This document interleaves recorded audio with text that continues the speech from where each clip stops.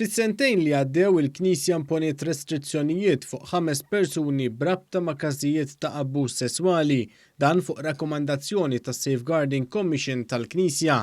Fil-fatt mir-rapporti annwali tal-2018 u 2019 joħroġ kif 4 persuni ġew imposti fuqhom restrizzjonijiet fuq il-ħidma tagħhom fil-Knisja fl-2018, filwaqt li persuna oħra kellha imposti fuqha restrizzjonijiet fis-sena li għaddiet. Il-Knisja imponiet restrizzjonijiet ukoll fuq 3 persuni oħra b'relazzjoni ma' abbuż fiżiku u emozzjonali u prattika ħażina. Il-kap tas Safeguarding Commission Andrew Azzoppardi spjega kif il-Kummissjoni magħmula minn professjonisti awtonomi joħorġu b'rakkomandazzjoni lill-Knisja jekk twaqqafx persuna li fuqu hemm allegazzjoni ta' abbuż milli jaħdem ma' tfal jew adult vulnerabbli.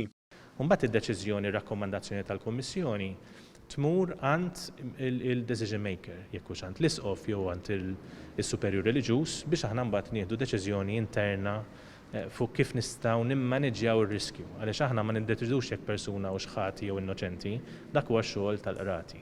Aħna naraw jekk hemmx riskju. F'konferenza tal-aħbarijiet li fiha ġew preżentati r-rapporti annwali tal-2018 u 2019, id-deputat chairman tas Safeguarding Commission, ir-referendu Antoine Farrugia, spjega kif il-Kummissjoni qed tħarreġ ukoll impjegati tal-Knisja.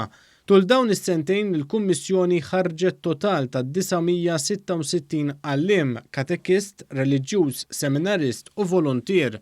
Dan fil-waqt li l-Università ta' Malta wkoll qed toffri ċertifikat ġdid fil-ħarsien ta' tfal u żgħażagħ b'kollaborazzjoni ma' din l-istess kummissjoni. Għal-bidu tas-sena d-dieħla mistennija tkun ippubblikata wkoll reviżjoni tal-policy tal-Knisja dwar il-ħarsien kontra l-abbuż. Dan hekk kif il-Knisja issa hija impenjata li ma tħallix żbalji li saru fil-passat jirrepetu ruhom, temjinat fil-konferenza tal-aħbarijiet.